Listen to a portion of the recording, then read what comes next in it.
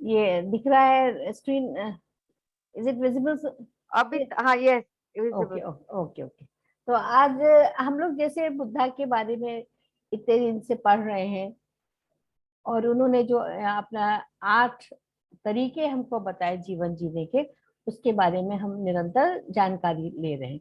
तो सबसे पहले हमने लिया था right understanding, then right intention, then right speech, कि कैसे हमको बोलना चाहिए। अब हमारे पास जो अगला उनका आया है राइट एक्शन, कि किस प्रकार से हमको कर्म करना है। तो ये कहते हैं कि right action recognises the need to take the ethical approach in life, to taking what is not given to us and having respect for the agreements we have we make both in our private and business lives। ये सही कार्य को किस प्रकार से हमको जीवन जीना है, उसके लिए हमारा क्या नैतिक दृष्टिकोण होना चाहिए, कि हम जीवन में किन चीजों को स्वीकार करते हैं, किन चीजों को हम स्वीकार नहीं करते हैं, क्या एग्रीमेंट्स हमने करे हैं लोगों के साथ में अपनी प्राइवेट लाइफ में या बिजनेस लाइफ में। वो सारी बहुत चीजें महत्वपूर्ण होती है। यानी जो राइट एक्शन का यहाँ पर क्या मतलब आ रहा है, कि जो हमने इतने दिन में समझा कि क्या हमारी ज्ञान होना चाहिए, अंडरस्टैंडिंग, क्या हमारा इंटेंशन होना चाहिए, और क्या हमारी स्पीच होनी चाहिए, किस प्रकार से हम बोलते हैं। तो वो सारी चीजों को जब हम एक साथ इकट्ठा करते हैं, उसको एक साथ समझते हैं, एक साथ लेते हैं, तब हम राइट एक्शन में हम आ सकते हैं। एक्शन का मतलब ये है कि उसको कार्यान्वित करना, जो ज्ञान हमने लिया उसको हम किस प्रकार से कार्यान्वित करते हैं। यानी स्पीच के बारे में जैसे हम पढ़ रहे थे, तो स्पीच में क्या था हमारे सामने, कि कैसी भाषा हमको बोलनी चाहिए, कि किन शब्दों का हमें प्रयोग करना है ना। नलिनी प्लीज म्यूट कर दीजिए, somebody किसी का बहुत आ रहा है। तो ये जो एक्शंस हमको लेने हैं ये इम्पोर्टेंट है। यानी जब हम बोल रहे हैं वो भी एक हम एक्शन कर्म कर रहे हैं ना, तो वो कर्म हमारा कैसा होना चाहिए वो हमें समझना है। तो right action also encompasses the 5 precepts which were given by Buddha. तो बुद्धा ने जो 5 इसके बारे में चीजें हमको कही है, उन्होंने बिल्कुल क्लियरली हमको बताया कि 5 जो नैतिक धर्म उन्होंने हमको बताए, जो उनके हिसाब से हर व्यक्ति को पालन करना चाहिए, उसी के ऊपर हम आगे चर्चा करेंगे। बुद्ध ने हर जगह अहिंसा की बात करी है। जित चाहे वो क्षत्रिय कुल में वो पैदा हुए थे, बहुत ऐशो आराम में पलने वाले थे, लेकिन जिस वक्त उनको ज्ञान प्राप्त हुआ, उनको बुद्धत्व प्राप्त हुआ, उस समय उनको लगा कि अगर हर मनुष्य इन चीजों को समझ के जीवन में आचरण करता है तो जीवन उसका जो है बहुत सुखद हो सकता है। क्योंकि उनका उन्होंने जो सबसे पहली चीज यही कही थी ना, कि सफरिंग्स क्यों है, लोगों के पास सब कुछ होते हुए भी, चाहे उनके पास पैसे हैं, उनके पास रुपए हैं, उनके पास मतलब कितना भी ऐश्वर्य हो, फिर भी वहां पर उनको किस चीज की कमी दिखती थी, कि इनके पास सेहत नहीं है, बीमारी है, आपस में रिलेशनशिप नहीं है। अगर आपने बुद्ध का जीवन चरित्र पढ़ा हो तो उनके अपने ही घर में उनके जो चाचा थे उनके और उनके बच्चे थे, उनमें भी आपस में बहुत लड़ाई झगड़ा होता था, केवल राज सिंहासन के लिए। तो उनको यही लगने लगा कि हर व्यक्ति जो है हर वक्त दुखी रहता है किसी न किसी कार्य को लेकर के, तो क्या समझ करके जीवन में हमको आगे चलना है। तो यहाँ पर उन्होंने कहा था, पहली चीज उन्होंने अहिंसा की बात करी थी, कि नॉट टू किल, कि किसी को भी आप मत मारिए। Not only hunting, even killing the small insects is violence. We can communicate and ask them to leave the space. When we can't give life, how can we take it? Buddha even opposed बलि प्रथा। तो उनका बहुत simple कहना था, क्योंकि उस समय देखिए जो क्षत्रिय जो होते थे वो शिकार करते थे, शिकार करके ही जानवरों को मार के और तब उसका वो भोजन किया करते थे। ये एक प्रथा थी, मतलब आज की तरह नहीं था कि खाली बूचर्स बैठे हैं वो नॉनवेज आपको प्रोवाइड कर रहे हैं। पहले तो यही होता था, शिकार किया जाता था। तो वहां उनको बहुत ज्यादा तकलीफ होती थी, जैसा उनका आपने बचपन का भी अगर जीवन चरित्र पढ़ा होगा, कि जब उनके भाई ने, देवदत्त ने एक तीर मारा था हंस को, तो उन्होंने उसको उसका उपचार किया था, और राजा से उन्होंने इस बात के लिए कहा भी था कि बचाने वाले से मारने वाले से सॉरी, बचाने वाला हमेशा बड़ा होता है। हमने सबने बचपन में ये कथा बुद्ध की पढ़ी भी थी। तो वो कहते हैं कि किसी को भी हम क्यों मारते हैं, यानी किलिंग तो बहुत दूर की, किसी की हंटिंग करना, शिकार करना तो बहुत बड़ी चीज हो गई। हम लोग मक्खी मच्छर भी आपने देखा ना मारते हैं, जरा सा कोई कीड़ा दिखा फौरन मारने के लिए दौड़ते हैं। तो ये हमारे अंदर एक ये डर होता है किसी चीज का कि ये कीड़ा हमको काट लेगा। हालांकि अगर आप देखें तो खुद ही डरा हुआ होता है। एक छिपकली घर में आ जाए, एक कॉकरोच दिख जाए, तो हम क्या करते हैं, तुरंत हम लेकर के उसे मारने के लिए दौड़ते हैं। तो उनके हिसाब से ये भी हिंसा थी। कहते हैं जब आप किसी को जीवन नहीं दे सकते तो हम मारने का अधिकार हमें किसने दिया है। तो इंस्टेड ऑफ किलिंग, इंस्टेड कि आप उनको मारिए, उसके बजाय बड़ा सिंपल तरीका है, कहते हैं आप उनसे कहिए, उनसे प्रेम से कहिए कि आप ये जगह छोड़ के चले जाइए। तो आप देखेंगे कि वो धीरे धीरे धीरे जो भी कीड़े मकोड़े वो जगह को छोड़ देते, क्योंकि प्रेम की भाषा एक ऐसी भाषा है जो हर कोई समझता है। प्रेम क्या है, वो एक एनर्जी है। वो एनर्जी जो हम क्रिएट कर रहे हैं वो कोई भी हो, चाहे आप वो प्लांट्स को देख लीजिए, इंसेक्ट्स को देखिए, एनिमल्स को देखिए, आप किसी को भी देखिए। ह्यूमन बींग्स तो शायद कम समझते हैं, बाकी सब लोग ज्यादा उसको अच्छी तरह से समझते हैं कि हाँ ये हमको प्रेम से कह रहे हैं, तो वो उस जगह को छोड़ देंगे। तो हमारा क्या पहला एक्शन होता है, मारने का। तो ये बात उन्होंने समझाया कि आप किसी भी प्रकार की हिंसा ना करिए। और जैनियों में तो देखिए इसीलिए शाम को भोजन खाने की प्रथा बनी थी कि सूर्य ढलने से पहले खा लीजिए। उसका कारण सिर्फ इतना था कि खाने में कितने कीड़े मकोड़े ऐसे छोटे छोटे गिर जाते हैं जो हमको पता नहीं लगता है। वो भी महावीर कहते थे वो खाने में वो हिंसा हो जाती है। कितना लोगों ने इस बात का ध्यान रखा है। बलि प्रथा हम सब जानते हैं कि बहुत जबरदस्त हमारे यहाँ थी। उन्होंने बलि प्रथा का भी विरोध किया। अभी भी आप शायद, पता नहीं आप लोगों ने कभी देखा है कि नहीं, हमने देखा था कामाख्या देवी में, वहां पर अभी भी बलि चढ़ती है। आप जाइए, मतलब अब तो धीरे धीरे वो कम हो गई है, लेकिन पहले क्या, मनुष्य बलि वहां हुआ करती थी, फिर वहां पे भैंसों की होती थी, फिर बकरे की होती थी, बाद में कबूतर की भी बलि वो लोग चढ़ाने लगे थे। अब शायद धीरे धीरे कम हो गया, लेकिन जिस समय हम गुवाहाटी में थे हमने वो भी देखा। तो ये चीजें जो है, हिंसा को उन्होंने बहुत अधिक विरोध किया है। फिर आता है स्टीलिंग, चोरी करना। We should not take things which do not belong to us. Even the course of authors should not be used without their reference. दूसरी हमारी क्या आदत होती है, चोरी करने की। चोरी करने का केवल तात्पर्य ये नहीं कि हम किसी का सामान ही चुराते हैं, हम विचारों को चुराते हैं। हम किसी के चीज को कहीं पर देख के आते, तुरंत हमें उसी प्रकार की वस्तुओं की आवश्यकता पड़ती है। नहीं, चोरी का केवल मतलब फिजिकली हम किसी चीज को चुराएं वो जरूरी नहीं है।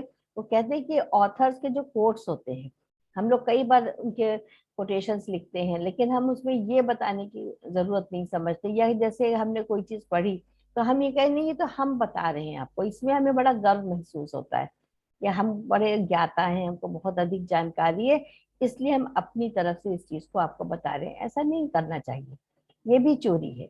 ये भी किस उसमें आ जाता है, अहिंसा के अंतर्गत आ जाता है।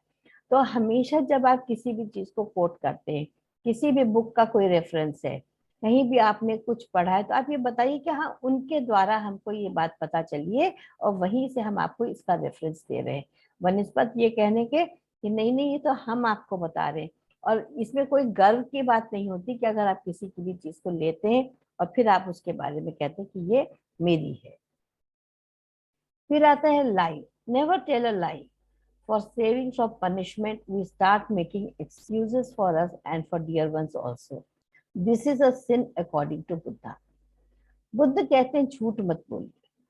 हम झूठ बोलते क्यों है, सबसे पहले ये सोचना है। झूठ हम इसलिए बोलते हैं कि हमें किसी प्रकार का पनिशमेंट ना मिले।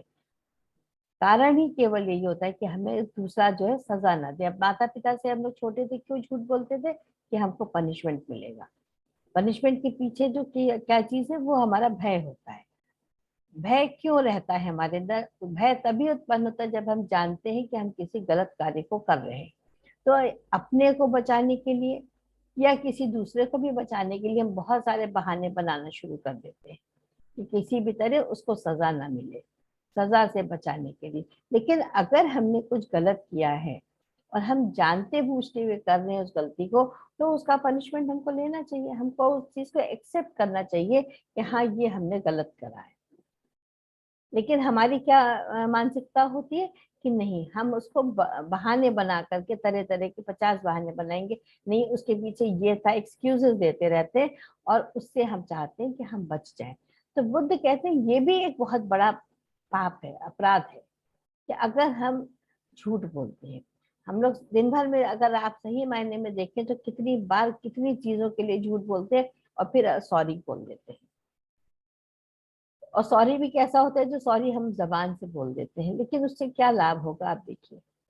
और करते हम सब लोग हैं, बचपन से पढ़ रहे हैं कि झूठ बोलना पाप है, हर पुस्तक में पढ़ा, हर किसी ने हमको बताया, लेकिन उसके अर्थ को, उसकी गहराई को हमने नहीं समझा कि ये सब हमारे कर्मों को और उत्पन्न करता है। यानी हम जो कर्ता भाव में हम आते चले जाते हैं। तो हर छोटी छोटी चीजों में उसको समझना है कि झूठ नहीं बोलना है। अगर आपको, आपके बच्चे ने भी गलती करी है, मान लीजिए किसी पड़ोसी से झगड़ा हो गया, आपस में दो बच्चों का झगड़ा हो गया है, तो वहां पर हमेशा क्या करने की, नहीं तुम्हारे बच्चे की गलती थी, मेरा बच्चा तो बिल्कुल सही था, ये जानते हुए भी कि गलत है, फिर भी हम दूसरे के ऊपर दोषारोपण करते हैं। तो वो एक जो हमारी प्रैक्टिस है इस तरह की, वो नहीं करनी चाहिए। उससे अगर हम किसी भी प्रकार से बच सकें तो वो हमारे जीवन में बहुत सारी परेशानियों को कम कर सकता है। यानी जो सफरिंग्स के कारण जो बुद्ध ने बताए, देखिए कितने छोटे छोटे हैं और कितने खूबसूरत हैं अगर हम उसको समझें। फिर होता है हमारा sexual misconduct. We should be aware as we exchange lots of energy while having sexual relationship. उनके लिए सेक्सुअल रिलेशनशिप भी जो थी वो गलत थी। लेकिन इसके भी पीछे बहुत बड़ी साइंस है, जिसको कहा जाता है कि इवन देखिए जो जानवर होते हैं या इंसान है, ये केवल एक प्रथा जो बनी थी वो अपनी रेस को आगे रखने के लिए बनी थी। जो सेक्सुअल रिलेशनशिप होती थी वो केवल इसलिए होती थी कि हम बच्चों को जन्म दे सके, हमारी जो रेस है वो चलती रहे। लेकिन वो किस तरीके से आज एक गलत स्वरूप में हमारे समाज में फैली हुई है। तो उनका कहना ये है कि अगर हम इस तरह के रिलेशनशिप को रखते हैं तो ये हमारी जो एनर्जी होती है वो उसको बहुत डिप्लीट करती है।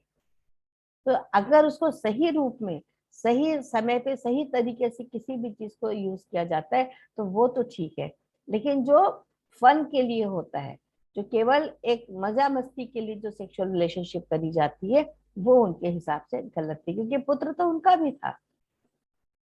तो ये यहाँ पर इस चीज को समझना बहुत जरूरी है कि किस तरह का हमारा आचार हमारा होना चाहिए, हमारा व्यवहार कैसा होना चाहिए अपने और समाज में दूसरे लोगों के प्रति। और जब हमारे अंदर दूसरों के प्रति एक अच्छी भावना होगी तो इस प्रकार के भाव भी हमारे अंदर नहीं उत्पन्न होंगे। फिर लास्ट उनका था being compassionate. We have to cultivate this feeling. If someone is always angry we should treat them with love and compassion. हमारे अंदर करुणा भाव होना चाहिए।